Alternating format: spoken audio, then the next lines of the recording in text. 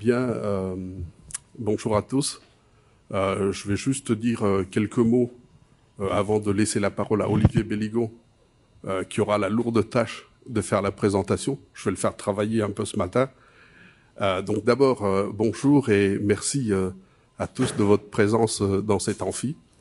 La deuxième chose, c'est Diginova, le carrefour du numérique et de l'innovation.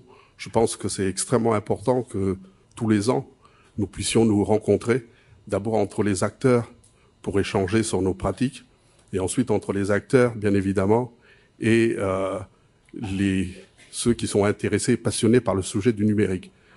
C'est extrêmement important également de diffuser cette culture numérique dans l'ensemble de notre pays, la Nouvelle-Calédonie. Et je crois que ça a été dit hier à l'occasion de la première journée. Ce qui est également important de retenir, c'est le benchmark, de faire cet effort de benchmarker. Et je profite de l'occasion pour remercier nos invités, intervenants extérieurs, nos amis qui sont venus de très loin, notamment de la métropole, et en particulier nos amis basques, aussi ceux de Nouvelle-Zélande et plus près de nous, de la Polynésie française. Donc merci. Et enfin, s'agissant de la SLN, Olivier tout à l'heure vous détaillera le chantier du numérique qui est déjà à l'œuvre à la SLN. La SLN, je pense que c'est pas un scoop pour vous. L'industrie du nickel traverse une période très trouble depuis à peu près 4-5 ans, quelles que soient les appellations, crise, etc. En tout cas, c'est une situation extrêmement critique. Et évidemment, on a décidé de pas crever la bouche ouverte. Donc, il y a un plan d'action, un plan de compétitivité pour nous permettre de retrouver le chemin de la rentabilité. Donc, en tout cas, c'est le challenge de la SLN, mais pas seulement. Les deux autres usines sont, je pense, dans la même enseigne. Et il y a toute une série de chantiers. Donc, pour l'instant, c'est pas le sujet, mais il y a un chantier sur la transformation numérique. Je vais laisser le soin à Olivier de présenter, qui est extrêmement important. C'est un levier qui nous permettra d'atteindre notre objectif qui est de 4 $ le cash cost, coût de revient à fin 2020. Sachant qu'aujourd'hui, on est un peu plus de 5 $ la livre et que par ailleurs, nos concurrents, en particulier en Asie, sont plutôt entre 3,5 $ et 3,8 $ actuellement.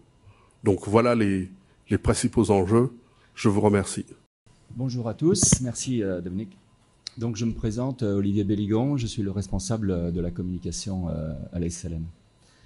Je voudrais partager avec vous en fait la manière dont, on va dire, la vieille dame, hein, pour ceux qui connaissent un petit peu l'histoire et les surnoms de la SLN, a fait sa 4e révolution, mais une 4e révolution industrielle qui est en fait avec un levier qui est en fait celui de la transformation numérique.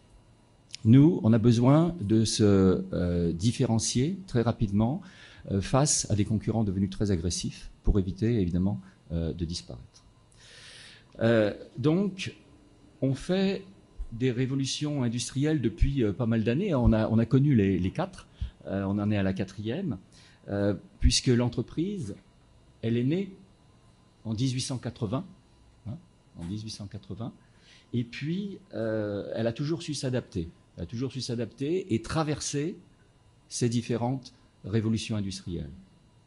Son marqueur, son ADN à cette société, c'est cette adaptation, c'est la transformation. Donc pourquoi ne pas réussir l'actuel? Alors, la SLN, vous connaissez, mais pour ceux qui ne connaissent pas encore suffisamment, je vais faire juste un tout petit rappel.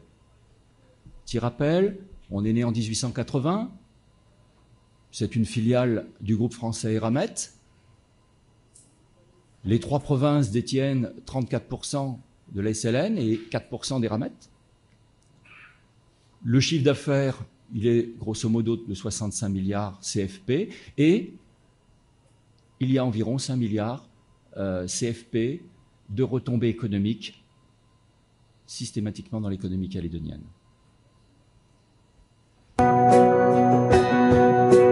Premier producteur mondial de ferro-nickel encore aujourd'hui. de 3 millions de tonnes de minerais livrés à l'usine, 1 million de tonnes exportées, 56 000 tonnes de ferro-nickel produites par an, c'est la valeur ajoutée. Ce sont les chiffres clés à retenir. Et puis, évidemment, 1930 salariés aujourd'hui et à peu près 8 000 emplois indirects et induits. Là, on touche, évidemment, le cœur du sujet, les hommes, les compétences, les savoir-faire, l'intelligence et l'intelligence artificielle d'aujourd'hui qu'il va falloir savoir combiner avec cette grande expérience que l'on a pu cumuler. Tout ça, évidemment, pour améliorer la performance de l'entreprise. Alors, les enjeux sont majeurs. En 2015, le prix de production s'est envolé. La SLN était plus concurrentielle face à l'apparition des nouveaux producteurs qui fabriquent du pig iron, un nouveau produit. Il faut nous repositionner. La SLN doit se repositionner pour redevenir compétitive. Il nous faut une véritable transformation. L'enjeu, c'est celui d'une transformation majeure et durable. Le premier objectif, c'est évidemment l'ampleur du gain. Il ne s'agit pas simplement d'aller vers une simple amélioration à la marge, mais d'aller beaucoup plus loin parce que les nouveaux vont plus vite que nous. Alors, améliorer l'efficacité, la réactivité des équipes, de terrain aussi bien qu'à l'exploitation, que l'environnement, que la maintenance, tous les sujets doivent être abordés par la transformation numérique.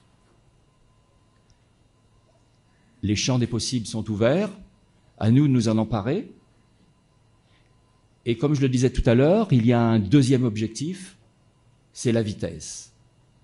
La vitesse, il nous faut aller chercher des avantages concurrentiels différenciants, avec des outils différenciants, permettant justement le changement rapidement, en 18 à 24 mois, avec un retour sur investissement.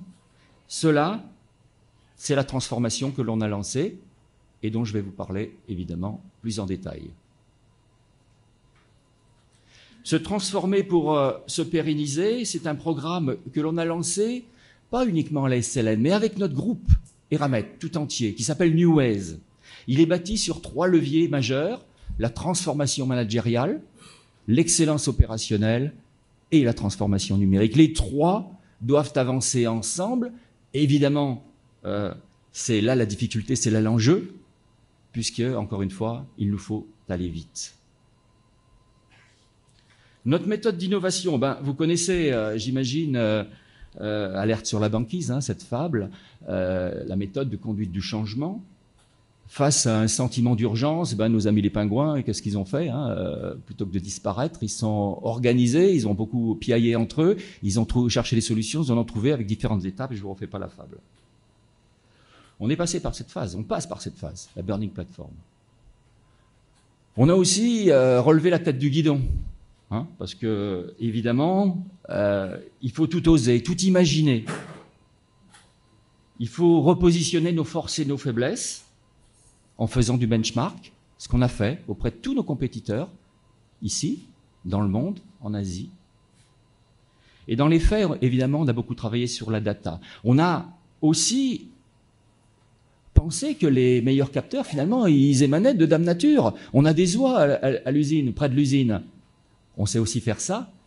Pourquoi je donne cette anecdote? C'est parce que le couple métier informatique est primordial, et évidemment basé sur de l'observation. C'est le cœur de notre stratégie de la transformation.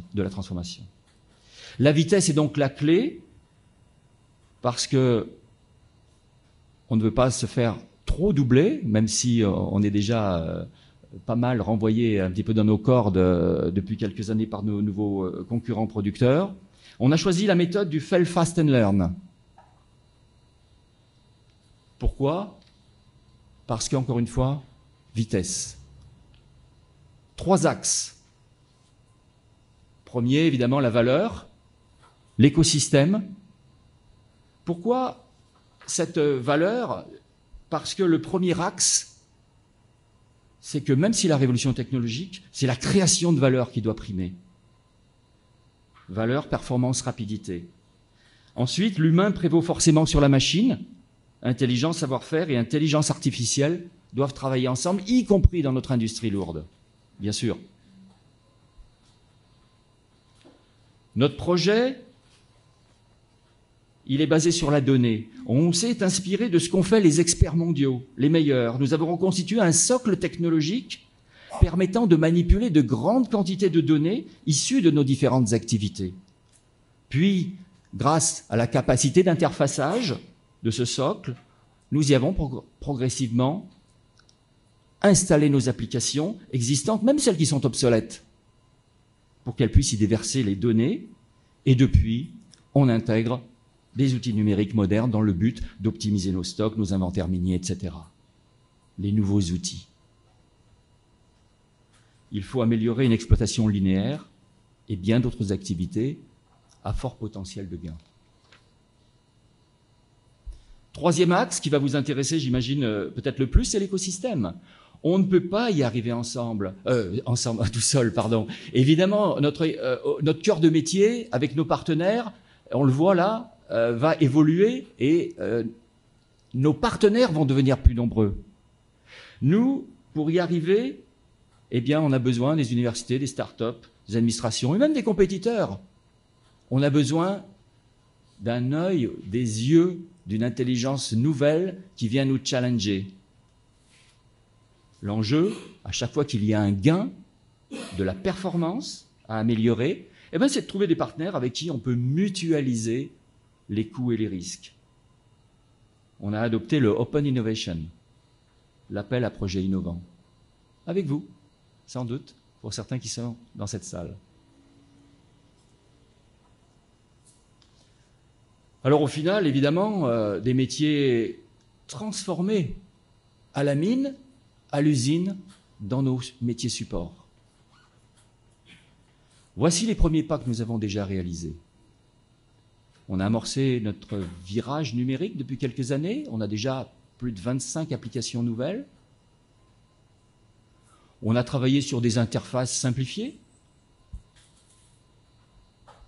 On améliore la mobilité qui permet à l'information d'être connue de l'opérateur sans qu'il n'ait plus à courir après.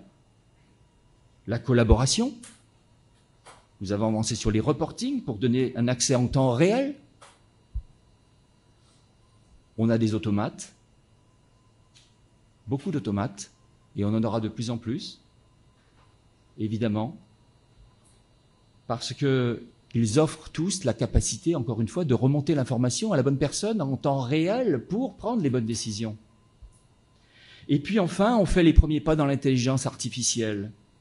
Au-delà des aides au pilotage optimisées de nos flottes d'engins, on le voit là à l'image, on travaille avec des data scientists dans nos cœurs de métier, à la fois sur la métallurgie, à la fois sur la mine, pour améliorer pilotage des fours, exploitation minière, tirer le meilleur parti des informations, faire les bons choix rapidement. Les nouvelles technologies transforment nos métiers. Les drones révolutionnent, par exemple, l'inspection des ouvrages miniers, la topographie, les inventaires, etc. Je vais vous présenter en avant-première, même nos salariés l'ont pas encore vu, la vision de notre groupe Eramet concernant la transformation numérique du groupe. C'est un petit film qui dure un peu plus de 2 minutes. Alors je vois que mon diaporama s'est terminé, il fallait bien qu'il y ait un bug sur la présentation. Je vais vous le présenter.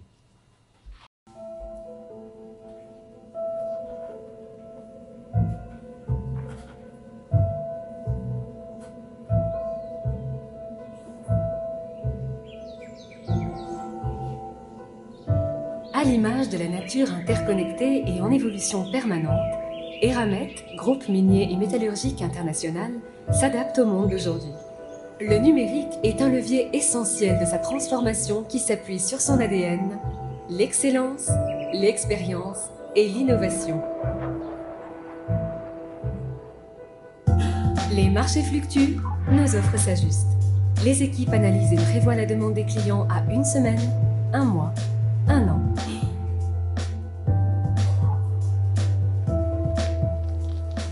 Les centres d'opération pilotent et planifient l'activité des mines et des usines sur un jumeau numérique qui propose des scénarios de production et d'investissement. Une production agile, à meilleur coût, avec une gestion optimisée de l'impact environnemental, une exploitation durable devient alors possible.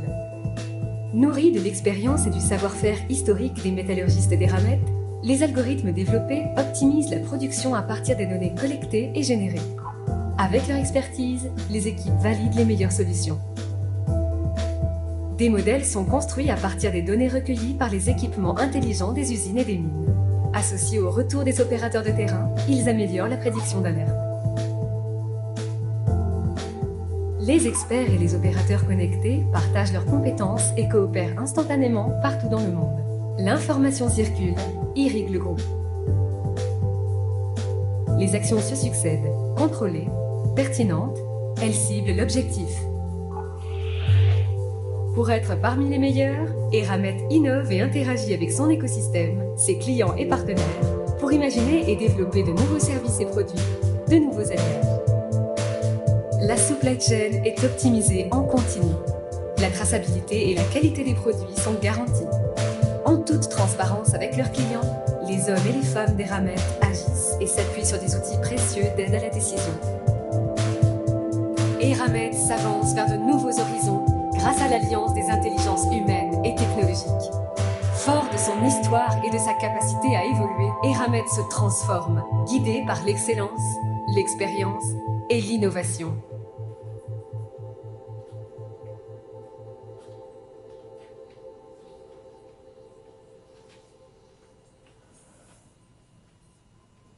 Donc voilà pour ma présentation au sujet de la transformation numérique. Vous voyez que c'est un enjeu extrêmement fort, extrêmement puissant. On compte beaucoup dessus comme un levier d'amélioration, de performance pour nous sortir d'une impasse où on est actuellement, confronté par l'arrivée de nouveaux concurrents très très agressifs, extrêmement puissants, qui opèrent en Asie du Sud-Est essentiellement. Pardon. Si vous avez des questions, eh bien évidemment, je serai heureux de pouvoir y répondre. Et puis, sinon, on a un stand dehors et quelques-uns de nos collègues de la transformation numérique et de l'informatique, la DSI, seront là pour vous présenter des outils que l'on utilise déjà. Oui, bonjour. Ma question est relative à la terminologie intelligence artificielle. Est-ce que vous utilisez le mot actuel qui est relativement large ou est-ce que vous mentionnez une informatique particulière qui est auto-apprenante? On utilise l'expression au sens large et ensuite on va chercher effectivement au sein des applications ou des méthodes qui peuvent intéresser nos métiers dedans. Mais on l'utilise au sens large, effectivement, dans un premier temps. Encore une fois, couple métier informatique, tout revient à l'homme. Les métiers évoluent. On va chercher dans la technologie ce qui permet de générer du gain, de la performance. On va pas chercher la technologie pour la technologie. Si on peut l'adapter et apporter des évolutions de rapidité, etc., on le fera. Donc on n'a pas la plupart des applications.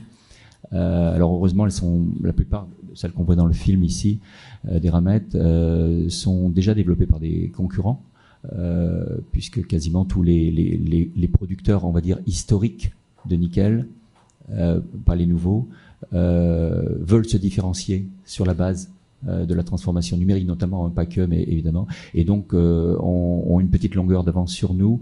On collabore ensemble pour aller chercher avec eux des applications qui peuvent développer, y compris dans l'intelligence artificielle, qui nous permettront, les lunettes connectées, etc., d'aller de l'avant sur ce terrain-là.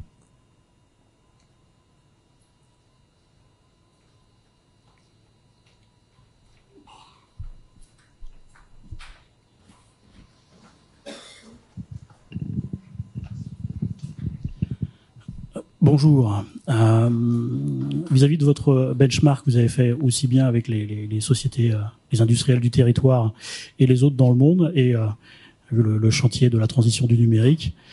Est-ce que vis-à-vis de la montée en compétence de votre personnel ou d'une partie du personnel aussi bien à l'usine à Doniambo que dans les différents sites miniers éparpillés sur le territoire. Est-ce que aujourd'hui les institutions, les organismes de formation, enfin tous ceux qui sont autour comme la DFPC, etc., est-ce qu'ils sont déjà tous au courant de la remontée de besoins que vous avez et que les autres partenaires aussi auront, parce qu'il y a effectivement une évolution assez rapide du monde du numérique. Est-ce que c'est le cas? Alors, encore une fois, la démarche a été lancée il y a relativement peu d'années, hein, on a 2 ou 3 ans. Évidemment, quand on démarre cela, il y a beaucoup de choses qui sont relativement conceptuelles. Hein, l'idée même que l'industrie lourde puisse aller dans le numérique, ça paraît des fois, hein, quand je sais pas si vous avez visité l'usine ou un chantier minier. Et donc on a travaillé par étapes et l'approche auprès des administrations, etc. Elle va s'organiser. Elle va s'organiser, puisque dans un premier temps, il a fallu identifier un petit peu, hein, à partir de ce qu'on expliquait là, à partir de la data, des données, etc., tout ce où on pouvait aller, pour ensuite imaginer quel type de métiers vont vraiment évoluer. Il y a des choses qui se sont faites tout naturellement. On a des opérateurs, là on le voit rapidement sur des films, à qui du jour au lendemain, alors qu'avant ils faisaient des rondes, avec un papier, un appareil photo, etc. Ils rentraient, enfin un peu à l'ancienne, on va dire, hein, faisaient leur petit rapport pour que la maintenance soit déclenchée, etc. Maintenant, ils partent avec des tablettes sur lesquelles il suffit, il y a des questionnaires types, etc. Il peut faire une photo et tout ça, c'est envoyé en instantané sur un terminal où là, le maintenancier peut. Bon, des choses comme ça. On est capable de l'apprendre entre guillemets sur le tas. Après, il y a des choses beaucoup plus évoluées, on va dire entre guillemets, où là, effectivement, il va falloir faire appel à de la formation et on a un volet important. La transformation, la conduite du changement, que ce soit transformation managériale, numérique, etc., c'est l'enjeu principal. Hein. On le vit vraiment de manière très très forte. La SN, on dit une vieille dame, moi j'aime pas trop ça, mais elle a ses habitudes, elle a son expérience, elle a sa transmission. Et c'est extrêmement fort, la transmission, hein, de salarié en salarié, de père en fils, ou pas forcément, hein, c'est un peu fini ce temps-là, mais malgré tout, ça subsiste. Mais en tout cas, d'une génération à l'autre, et la transmission par les anciens aux nouveaux, aux jeunes, est extrêmement forte. Donc, dans cette transmission, évidemment, on transmet le bon, le cœur du métier, mais on transfère aussi peut-être des pratiques qui sont un peu dépassées aujourd'hui. Et donc, il faut arriver à travailler là-dessus. C'est plus facile sur les jeunes qu'une génération un peu plus ancienne. Hein. Donc là, au-delà du numérique, le cœur, notre gros enjeu, c'est comment arriver à transformer nos manières de travailler.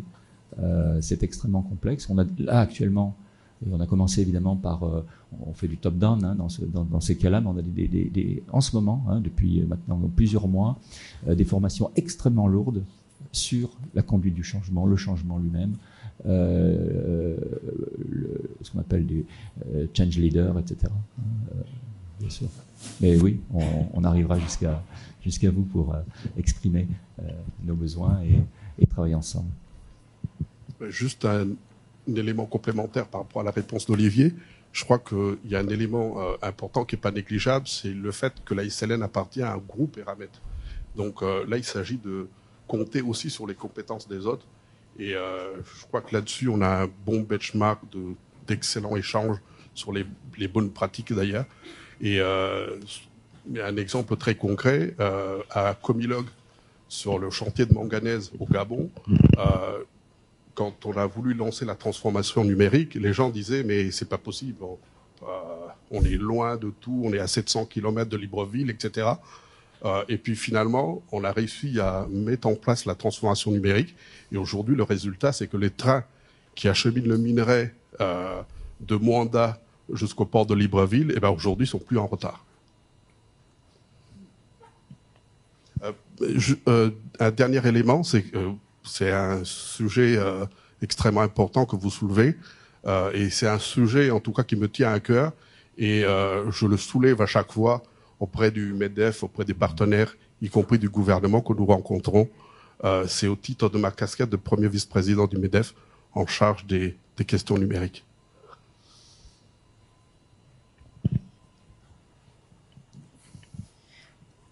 Y a-t-il une dernière question? Guillaume, ça sera la dernière.